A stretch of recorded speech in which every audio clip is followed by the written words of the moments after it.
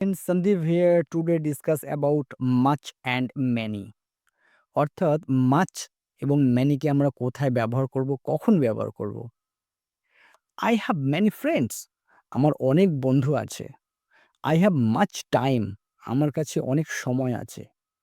কখন much এবং many কে positive অ্যান্সারে ব্যবহার করা যাবে না। যদি আপনি ব্যবহার করেন তাহলে ভুল করবেন। much ও many মানে অনেক। যদি আপনি বলেন I have much time বা আই হ্যাভ ম্যানি ফ্রেন্ডস তাহলে ভুল করবেন। কারণ মাচ ও ম্যানি কখনো পজিটিভ উত্তরের জন্য ব্যবহার করা হয় না। মাচ ও ম্যানি কে কেবলমাত্র নেগেটিভ উত্তরের ক্ষেত্রে ব্যবহার করা হয়। I don't have many friends আমার কাছে অনেক বন্ধু নেই। I don't have much time আমার কাছে অনেক সময় নেই। সবসময় খেয়াল রাখবেন মাচ বা ম্যানিকে ব্যবহার করতে হলে নেগেটিভ সেন্টেন্স বা উত্তরের জন্য ব্যবহার করুন। তাহলে পজিটিভের জন্য কি ব্যবহার করব?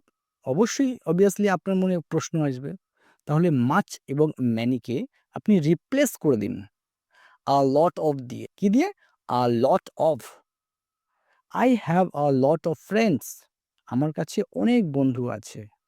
I have a lot of time আমার কাছে অনেক সময় আছে। That's it. এটাই হলো system. Okay?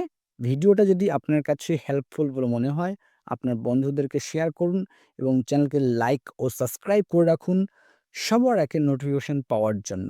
Okay? All the best.